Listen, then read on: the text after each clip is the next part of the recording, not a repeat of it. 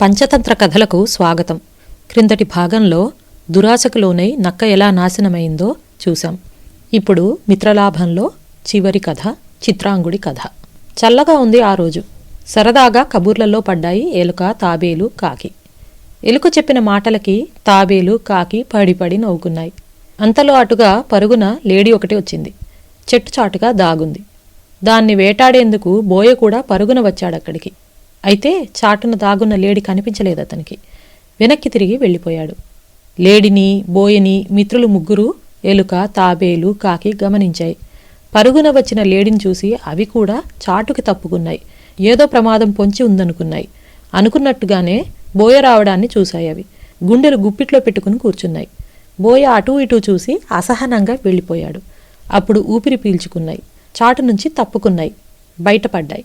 లేడిని పలకరించాయి. ఎవరు నువ్వు అడిగాయి. చాటు నుంచి తప్పుకుని వచ్చింది లేడీ. చెప్పసాగిందిలా. నా పేరు చిత్రాంగుడు. నా దురదృష్టం, వేటగాడి కళ్లల్లో పడ్డాను. కాపాడుకునేందుకు పరిగెత్తుకుని వచ్చాను. చూశారుగా, ఇదిగో ఇలా దాక్కుని నన్ను నేను రక్షించుకున్నాను. మంచి పని చేశావు, మెచ్చుకున్నది మిత్రబృందం. మనసారా నవ్వాయి. వాటి నవ్వును చూసి తెరిపిన పడింది లేడీ. ఇలా అంది, దయచేసి మీరు నాతో స్నేహం చేస్తారా? చేస్తే చెప్పండి. మీతో పాటు నేను ఈ అడవిలో ఉండిపోతాను. హిరణ్యకుడు, మంథరుడు, లఘుపతనకుడు, ఏమంటావ్ అన్నట్టుగా ఒకరి ముఖాలొకరు చూసుకున్నారు. తర్వాత ఒకరికొకరు సైగలు చేసుకున్నారు. ఆ సైగలకు అర్థం చిత్రాంగుడి అభ్యర్థనను ఒప్పుకోవడమే. నువ్వు మంచివాడివని నిన్ను చూస్తూనే తెలిసింది. దానికేం భాగ్యం? నీతో తప్పకుండా స్నేహం చేస్తాం. ఈ రోజు నుంచి మేం ముగ్గురమే కాదు, మనం నలుగురం స్నేహితులం. సరేనా అన్నాడు మంథరుడు. సరేనని ఆనందించాడు చిత్రాంగుడు. రోజులు గడుస్తున్నాయి. ఒకరోజు మేతకు వెళ్లిన చిత్రాంగుడు తిరిగి రాలేదు. ఆ సమయానికి తిరిగి వచ్చేయాలి. రాలేదంటే మిత్రబృందం అనుమానించింది. కొంపదీసి ఏదైనా ప్రమాదంలో చిక్కుకున్నాడా? భయపడ్డాడు మంథరుడు. ఏం జరిగిందో చూసి వద్దామంటే నేను తాబేలుని. నా సంగతి మీకు తెలియంది కాదు. వెళ్లేందుకు వచ్చేందుకు నాకు చాలా సమయం పడుతుంది. హిరణ్యకుడు నాకంటే నయం, కాని ఈ వేళలో అడవిలో ఒంటరిగా ఓ ఎలుక ప్రయాణించడం ప్రమాదకరం. అందుకని ఆగాడు మంథరుడు. లఘుపతనకుడి వైపు నువ్వే దిక్కన్నట్టుగా చూశాడు. మిత్రులు బలహీనతలు చెప్పుకుని బాధపడకూడదు. బలవంతుని ఆజ్ఞాపించాలి. అందులో తప్పులేదు అన్నాడు లఘుపతనకుడు. కాకిని కదా, ఇట్టే వెళ్ళి అట్టే వస్తాను. కంగారు పడకండి, జాగ్రత్త అని హెచ్చరించి రివ్వున గాలిలోకి ఎగిరిపోయాడు లఘుపతనకుడు. ఆ మూల ఈ మూల వెతికాడు. చిత్రాంగుడు కనిపించలేదెక్కడా. ఏమయ్యాడబ్బా అనుకుంటూ వెతుకుతుంటే అడిగో అప్పుడు కనిపించాడు చిత్రాంగుడు. వలలో చిక్కుకుని కనిపించాడు. అయ్యయ్యో అనుకున్నాడు లఘుపతనకుడు. ఏం చెయ్యాలిప్పుడు అనుకున్నాడు. ముందు చిత్రాంగుణ్ణి పలకరించే కంటే వెళ్ళి హిరణ్యకుణ్ణి వెంట పెట్టుకుని రావడం అవసరం అనుకున్నాడు. ఎగిరి వచ్చి మంథరుడు హిరణ్యకుల ముందు వాలాడు. చిత్రాంగుడు కనిపించాడా అడిగారు. కనిపించాడు, అడవిలో వలలో చిక్కుకున్నాడు చెప్పాడు లఘుపతనకుడు. పదా అంటూ హిరణ్యకుణ్ణి వీపు మీద ఎక్కించుకుని మళ్లీ ఆకాశంలోకి ఎగిరాడు. ప్రాణాపాయం తప్పదని విలపిస్తూ ఉన్న చిత్రాంగుని ముందు వాలాడు.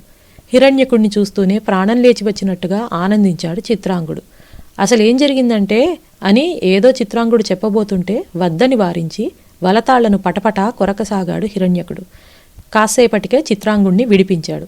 పదండి పదండి లఘుపతనకుడు తొందర చేయడంతో అక్కడి నుంచి గబగబా బయలుదేరారంతా. తిరిగి వస్తుంటే చెప్పసాగాడిలా చిత్రాంగుడు. ఏ జన్మలో ఏ పాపం చేశానో ఇలా వలలో చిక్కుకుంటున్నాను. ఇంతకు ముందు కూడా చిక్కుకున్నావా అడిగాడు లఘుపతనకుడు. చిక్కుకున్నాను. 6 నెలల వయసప్పుడోసారి చిక్కుకున్నాను. నేను వలలో చిక్కుకోవడం చూసి భయపడి గుంపులో లేళ్లన్నీ అక్కడి నుంచి పారిపోయాయి. దిక్కు లేకపోయింది. వేటగాడొచ్చాడు. వలలో నుంచి తప్పించి నన్ను భుజం మీద వేసుకుని బయలుదేరాడు. రాజాంతఃపురానికి తీసుకొచ్చాడు. రాకుమారునికి నన్ను కానుకగా ఇచ్చేశాడు. నన్ను చూసి రాకుమారుడు ముచ్చటపడ్డాడు. ప్రేమగా చూసుకోసాగాడు. నేను ఆడింది ఆటగా, పాడింది పాటగా జరిగింది. ఒకరోజు రాజకుమారుని పడకగది పక్కగా వసారాలో పడుకున్నాను. అంతలో మెరుపు మెరిసింది, ఉరుము ఉరిమింది, సన్నగా వాన ప్రారంభమైంది. ఆ వాన చూస్తుంటే నాకు నా చిన్నతనం, నా చిన్ననాటి స్నేహితులు, లేళ్ల గుంపు గుర్తొచ్చింది. కన్నీళ్లొచ్చాయి. హాయిగా ఆనందంగా సాటిలేళ్లతో కలిసి అడవిలో ఎప్పుడు తిరుగుతానో, మళ్ళీ నాకు ఆ అదృష్టం ఉందో లేదో అనుకున్నాను. ఆ మాటలు మనసులో అనుకుంటే ఏ గొడవ ఉండేది కాదు. బయటికే అనేశాను. ఆ మాటలు విన్నాడు రాకుమారుడు. మనిషి మాట్లాడినట్టు నేను మాట్లాడడం విని ఆశ్చర్యపోయాడు. వెంటనే ఆస్థాన జ్యోతిష్యుణ్ణి పిలిపించాడు. జరిగింది చెప్పాడు. జంతువులు మనిషిలా మాట్లాడడం శుభమా అశుభమా అడిగాడు. అశుభమే, అందులో అనుమానం లేదు. రాజ్యానికే అరిష్టం. వెంటనే జపాలు తపాలు చేయండి చెప్పాడు జ్యోతిష్కుడు. మనిషిలా మాట్లాడిన నన్ను రాజ్యంలో ఉంచకూడదంటూ అడవిలో వదిలేయమన్నాడు. దాంతో నన్ను అడవిలో వదిలేశారు. అదిగో అప్పుడు వేటగాడి కంట నేను పడడం, పరిగెత్తుకుని రావడం, దాగోవడం, మీరు స్నేహితులు కావడం ఇవన్నీ జరిగాయి చెప్పుకొచ్చాడు చిత్రాంగుడు. నాటికి నేడు మళ్లీ వలలో చిక్కుకున్నావన్నమాట అన్నాడు లఘుపతనకుడు. అవును, ఏ రోజు ఏం జరుగుతుందో తెలియట్లేదు బాధపడ్డాడు చిత్రాంగుడు.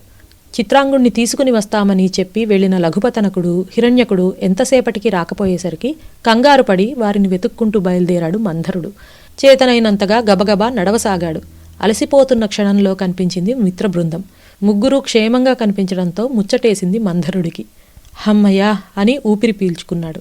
నువ్వెక్కడికి బయలుదేరావు అడిగాడు హిరణ్యకుడు. మీకోసమే బయలుదేరాను. ఎంతకీ రాకపోయేసరికి కంగారు పడ్డాను. ఏమయ్యారేమోనని భయపడ్డాను. క్షేమంగా కనిపించారు. ఆనందంగా ఉంది అన్నాడు మంధరుడు. దీన్నే తొందరపాటుతనం అంటారు. ముందు వెనకలు ఆలోచించకుండా మనం ఎక్కడున్నాం, ఎక్కడికి వెళ్తున్నాం అన్నది తర్కించుకోకుండా బయలుదేరడం తప్పు. అక్కడైతే చెరువు ఉంది, ప్రమాదం అనిపిస్తే చెరువులోకి దూకేస్తావు. ఇప్పుడు ఇక్కడ ఈ అడవిలో ఏముంది? అంతా నేలే, ప్రమాదం కాదు. పైగా పరిగెత్తగలవా అంటే అది నీ వల్ల కాదు. తప్పు చేశావు, రాకూడదిలా కోపగించుకున్నాడు హిరణ్యకుడు. అయిపోయింది కదా, ఊరుకో అన్నాడు చిత్రాంగుడు. మిత్రుల మధ్య సయోధ్య కోసం సర్ది చెప్పజూశాడు. అంతలో గోలగోల చేశాడు లఘుపతనకుడు. పరిగెత్తండి, పరిగెత్తండి, అడుగో వేటగాడొస్తున్నాడు. తిరిగి చూశారంతా. లఘుపతనకుడు చెప్పింది నిజమే. చిత్రాంగుణ్ణి వలలో బంధించిన వేటగాడే తమని వెతుక్కుంటూ పెద్ద పెద్ద అంగలతో వస్తున్నాడు. లేడి పరిగెత్తి పారిపోయింది. ఎలుక దగ్గర్లోని కలుగును చూసి అందులోకి దూరిపోయింది. పాపం తాబేలే అటు పరిగెత్తలేక ఇటు ఎందులోనూ దూరలేక దిక్కులు చూడసాగింది. వేటగాడు వచ్చేశాడు. దగ్గరగా వచ్చేశాడు. ఏ జంతువు కనిపించలేదు అతనికి. తాబేలు కనిపించింది. అందుకున్నాడు దాన్ని. ఇదైనా దొరికిందనుకున్నాడు. వలలో బంధించి భుజాన వేసుకుని ఇంటిదారి పట్టాడు. భుజాన్న వేలాడుతున్న మంధరుణ్ణి చూస్తూ వేటగాడిని అనుసరించింది మిత్రబృందం. తాబేలుని రక్షించడం ఎలా అన్నది ఆలోచించసాగారు. ఆలోచన ఏది ఓ కొలిక్కి రాకపోయేసరికి లఘుపతనకుడు, చిత్రాంగుడు కళ్ళు చెమర్చుకున్నారు. దుఃఖించసాగారు. ఎందుకు ఏడుస్తున్నారు? లోగొంతుతో అడిగాడు హిరణ్యకుడు. ఇంకేముంది, అయిపోయింది. మంధరుడు మనకి దూరం అయిపోయాడు అన్నారిద్దరు. దూరమేమీ కాలేదు, ఆలోచించండి. వేటగాడు ఈ అడవి దాటేలోపే మనం ఏదైనా చేసి మంధరుణ్ణి కాపాడాలి అన్నాడు హిరణ్యకుడు. ఓ గండం గట్టెక్కిందనుకుంటే ఇప్పుడు ఇదో గండం. మా బుర్రలు పనిచేయటం లేదు, నువ్వే ఆలోచించు అన్నారిద్దరు. వాళ్ల మాటలు పూర్తి కాకముందే హిరణ్యకుడికి ఆలోచన తట్టడంతో ఆగిపోయాడు. హిరణ్యకుడు ఆగడంతో లఘుపతనకుడు, చిత్రాంగుడు ఆగిపోయారు. వారంతా అలా నిలిచిపోవడంతో వేటగాడి భుజాన్న వేలాడుతున్న మంధరుడు ప్రాణాల మీద ఆశ వదులుకున్నాడు. మిత్రబృందం వెన్నంటి వస్తోంటే తనని ఎలాగైనా కాపాడుతారనుకున్నాడు. రావట్లేదంటే ఆశలు వదులుకున్నాడు. ఒక ఉపాయం తట్టింది చెప్పాడు హిరణ్యకుడు. తొందరగా చెప్పు. వేటగాడికి కనిపించకుండా మన చిత్రాంగుడు ముందు చెరువుగట్టుకు చేరుకుని కళ్ళు తేలవేసి కాళ్ళు చాచి చచ్చిపడినట్టు పడి ఉండాలి. అంటే చచ్చినట్టు నటించాలి. అప్పుడు నువ్వు లఘుపతనక, నీ సంగతే చెబుతున్నాను, నువ్వు వెళ్ళి చిత్రాంగుడి కళ్ళు పొడుస్తున్నట్టుగా నటించాలి.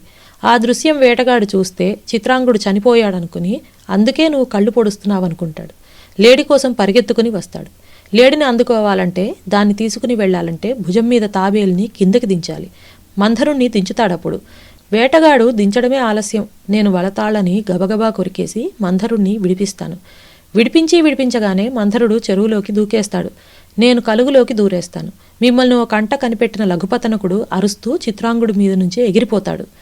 ఆ అరుపే హెచ్చరికగా చిత్రాంగుడు లేచి పరుగందుకుంటాడు. ఎలా ఉంది ఆలోచన అడిగాడు హిరణ్యకుడు. అద్భుతం అన్నారు మిత్రులు. హిరణ్యకుని ఆలోచనని తూచా తప్పకుండా అందరూ పాటించారు. మంధరుడు చెరువులోకి దూకేశాడు. హిరణ్యకుడు కలుగులోనికి దూరేశాడు. చిత్రాంగుడు చెంగున పరిగెత్తి పారిపోయాడు. లఘుపతనకుడు ఎగిరిపోయాడు. జరిగిందానికి వేటగాడు ఆశ్చర్యపోయాడు. చిరిగిన వలలో చేతులుంచి బోరుమన్నాడు. కనీసం తాబేలు కూడా మిగల్లేదని తలపట్టుకున్నాడు. కథ సమాప్తం. ఇంతటితో పంచతంత్రలో మిత్రలాభం అనే భాగం సమాప్తం.